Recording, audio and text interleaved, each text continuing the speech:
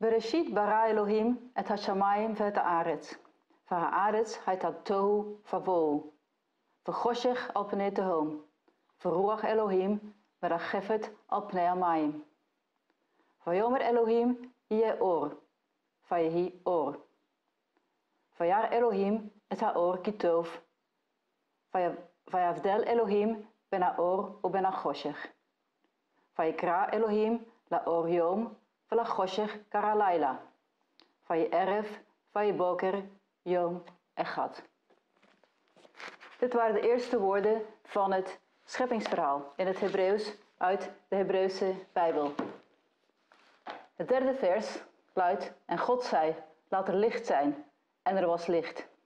Vayomer Elohim yeh or, vayehi or. Een merkwaardig vers als je zo over nadenkt, want wat wordt hier eigenlijk geïmpliceerd? Sprak God Hebreeuws? Schiep God door te spreken? Was er al taal voor de schepping? Hoe werd het uitgesproken? Was het al geschreven? En natuurlijk de verdere vragen over het Hebreeuws, als het zich later ontwikkelt. Bleef het al altijd hetzelfde? Hebben we bewijs van oude fasen van de taal? Wat zijn de tradities? Is er theologie aan verbonden? Uiteraard, dat laatste weten we. Ik ga een voorbeeld geven van de Joodse theologie rond de Hebreeuwse taal en rond vooral ook dit scheppingsverhaal. Ik lees een citaat. In het begin, 2000 jaar voor de hemel en de aarde, waren er al 7 dingen geschapen. Het eerste is de Torah, geschreven in zwart vuur op wit vuur. Zwart vuur op wit vuur. Hoe komt men daarbij? Nou, men gaat ervan uit dat er nog geen papier was of geen perkament, wat meestal zwarte inkt op een witte ondergrond is. Maar toch was er al een idee van iets wat geschreven, dat moet zwart op wit zijn. Dus zwart vuur op wit vuur. Een soort van immaterieel schrift wat God hanteerde. Waarom leren we Hebreeuws aan de PTHU? Nou, ten eerste, het Hebreeuws dat we aan de PTHU leren is Bijbels Hebreeuws. Dat is het Hebreeuws van het Oude Testament. In de protestantse traditie is het belangrijk dat mensen zelf de Bijbel kunnen lezen. Natuurlijk kunnen we een vertaling gebruiken, maar vertaling is altijd interpretatie. Bij vertalingen worden altijd keuzes gemaakt. Dus kennis van de grondtaal van de Bijbel, het Hebreeuws, maar ook het Aramees en het Grieks voor het Nieuwe Testament, brengt je dichter bij de tekst. Ook hebben we Hebreeuws nodig om te kunnen studeren aan de master van de PTHU. Want dan gaan we namelijk exegese van het Oude Testament krijgen en daarvoor is het nodig dat je Hebreeuws kent om ook de Bijbeltekst goed te kunnen lezen in de grondtekst. Nou, wat voor taal is het Hebreeuws? Het Hebreeuws is een Semitische taal. En een Semitische taal denkt anders dan een Europese taal. Een Semitische taal is anders gestructureerd. Ten eerste zijn er geen duidelijke tijden zoals in onze taal. Het onderscheid tussen verleden, heden en toekomst is minder duidelijk of minder belangrijk in een Semitische taal. De taal is anders geordend. Ten tweede, in het Hebreeuws zijn de verbanden tussen woorden heel belangrijk. Bijvoorbeeld, een belangrijke term is rachamim. Rachamim, barmhartigheid. Een belangrijke eigenschap van God in het Oude Testament. Nou, dat woord rachamim is eigenlijk het meervoud of wordt afgeleid van het woord rechem. En wat betekent rechem? Baarmoeder. Dus hieruit blijkt dat de notie van rachamim, van barmhartigheid, in de Hebreeuwse geest iets te maken heeft met een baarmoeder, met moederlijke gevoelens. Bij ons is barmhartigheid afgeleid van hart. Dus men situeert dat gevoel op een andere plaats in het Semitische denken. Nog een voorbeeldje. Davar. Davar betekent woord, maar davar betekent ook ding. Dus in de Semitische geest is een ding pas een ding als het een naam heeft. Als het ook een woord is. Laatste voorbeeld. Etsem. Etsem betekent gebeente. Maar etsem is ook het woord wat gebruikt wordt voor zelf, mezelf, jezelf. Dus het gebeente wordt gezien als een essentieel onderdeel van de mens, van de persoonlijkheid, van het zelf. Een heel belangrijk element in de Hebreeuwse grammatica is de notie van de stam of de wortel. En een Hebreeuwse stam of wortel bestaat meestal uit 3 letters, een 3-letterige stam. Nou, zo'n 3-letterige stam omvat een cluster van betekenissen.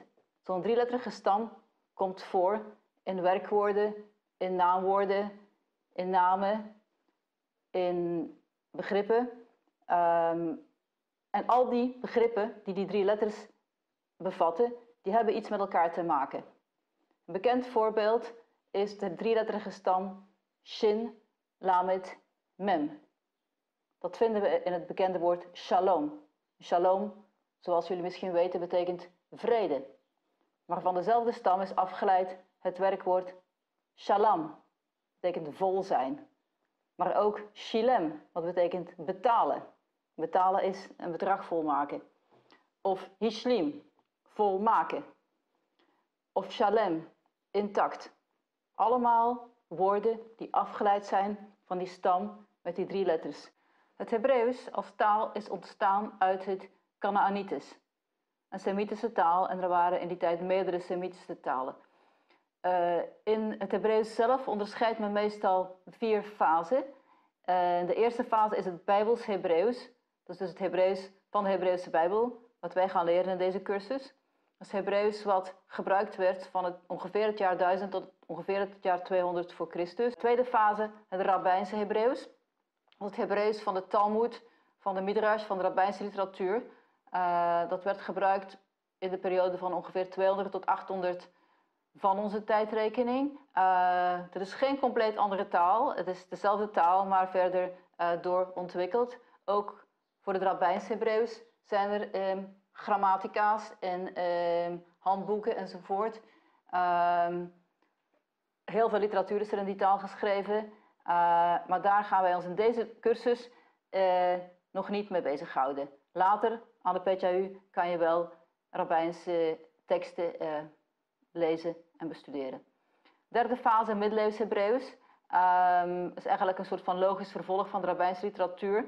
Het Hebreeuws is blijven gebruikt worden door Joden in de middeleeuwen voor bijbelcommentaren, maar ook gewoon als spreektaal, als internationale Joodse taal. Dan hebben we het over de periode van ongeveer 600 tot 1300 na Christus. En dan de laatste fase is het moderne Hebreeuws, wat ook wel Ivriet wordt genoemd. Ivriet is Hebreeuws in het Hebreeuws.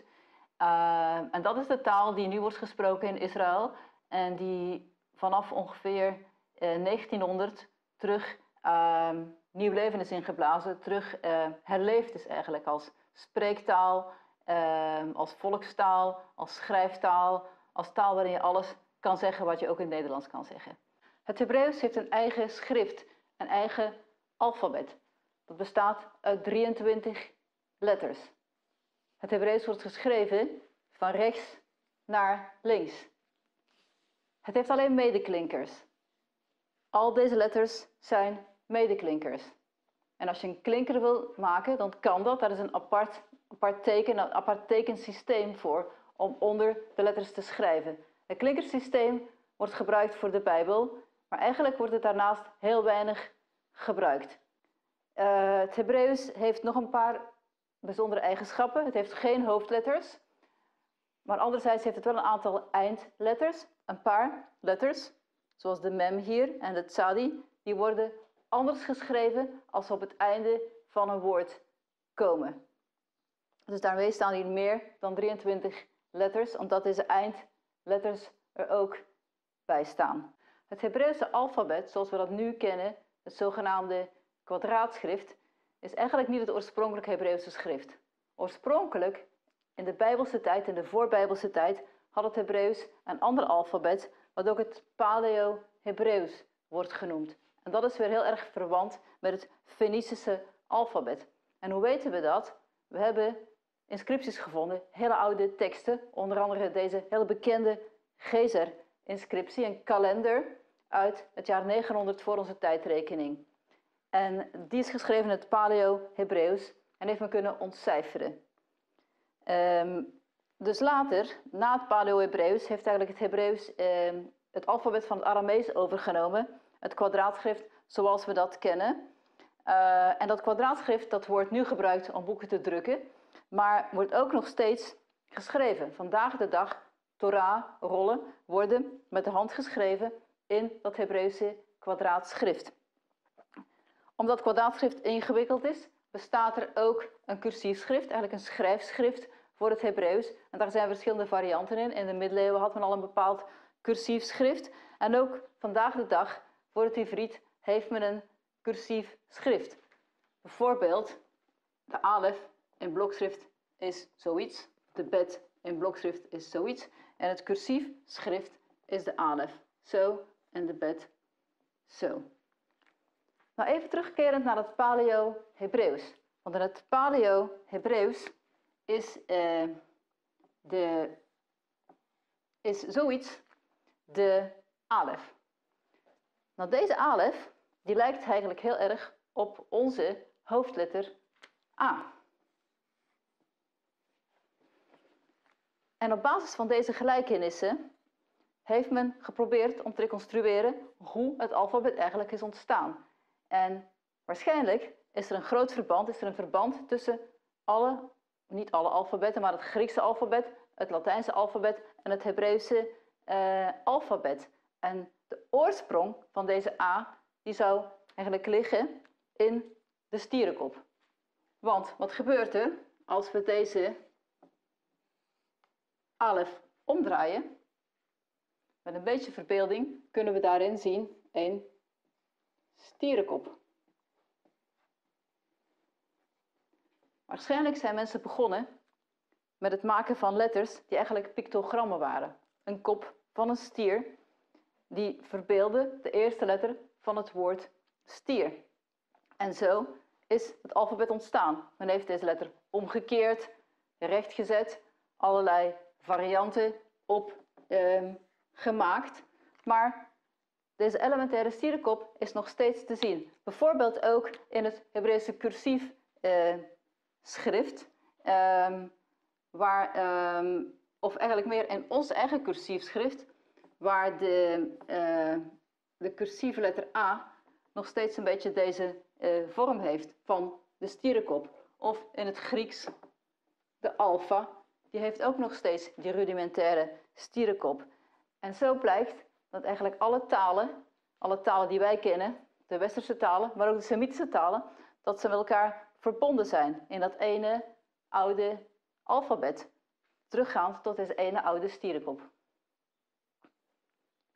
Nou, hoe zit deze cursus in elkaar? De cursus Hebreeuws aan de PTHU bestaat uit 3 delen. Hebreeuws 1, 2 en 3. En uiteraard wordt de cursus hoe langer hoe gevorderder naar het einde toe. Op het einde van Hebreeuws 3 is het de bedoeling dat je zelfstandig met hulpmiddelen een Hebreeuwse Bijbeltekst kan lezen. En dat lukt ook alle studenten die deze cursus hebben doorlopen. Wat zijn de hulpmiddelen? Nou, ten eerste, niet echt een hulpmiddel, maar het belangrijkste boek is de Hebreeuwse Bijbel, de Biblia Hebraica. Het boek waarin de tekst staat die we gaan lezen. Maar om die te kunnen lezen gebruiken we grammatica. Hier liggen meerdere grammatica's, maar dit is degene die wij meestal gebruiken. Een woordenboek. Er zijn ook meerdere woordenboeken. Vertalingen mogen gebruikt worden.